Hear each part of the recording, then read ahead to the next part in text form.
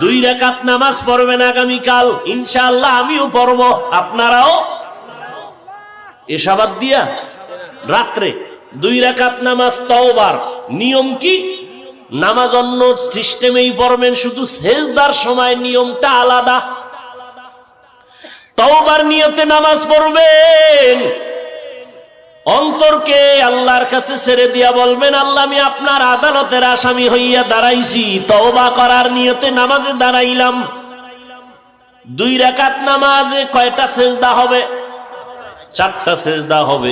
সেজদায় যখন যাবেন দিলটা নরম করে যাবেন, যাইয়া 3 বার বা 5 বার 7 বার সুবহান রাব্বিয়াল আ'লা বলার পরে এরপরে 3 বার খুব নরম হইয়া 3 বার আমার আল্লাহকে হাজির নাজির মনে করে আপনি সেজদায় গিয়া মনে করবেন, আমার কপাল মাতুয়াইল মসজিদের ফ্লোরের মধ্যে নাই, নবীর হাদিস মতে আমি আমার মাওলার কুদরতি কদমের উপরে কপাল লাগায় দিছি।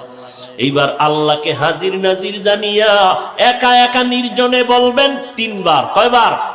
তাসবিহ পড়ার পরে ইয়া রাব্বি গফিরলি, ইয়া রাব্বি গফিরলি, ইয়া রাব্বি গফিরলি, ও রব আমাকে মাফ করে দাও। খুব নরম হইয়া চোখে পানি আনার বাহানা করে আল্লাহর কাছে বলবেন সিজদায় বসিয়া, ইয়া রাব্বি গফিরলি, ইয়া রাব্বি গফিরলি, ইয়া রাব্বি গফিরলি। কয়বার? 3 বার। প্রত্যেক সিজদায় শেষে 3 বার করিয়া এভাবে 2 রাকাত নামাজ পড়বেন। নামাজের পরে নির্জনে হাত উঁচু করিয়া ইস্তেগফার দুরূদ শরীফ পড়ে আল্লাহর কাছে এবার হাত উঁচু করে কাঁদবেন, আল্লাহ আমার জীবনের গুনাহ মাফ করে দাও। নবী কি বলছেন জানেন? এইভাবে নামাজ পড়লে ওই বান্দার সিজদা থেকে মাথা উঠবে না আল্লাহ ক্ষমার ঘোষণা না দেওয়া পর্যন্ত।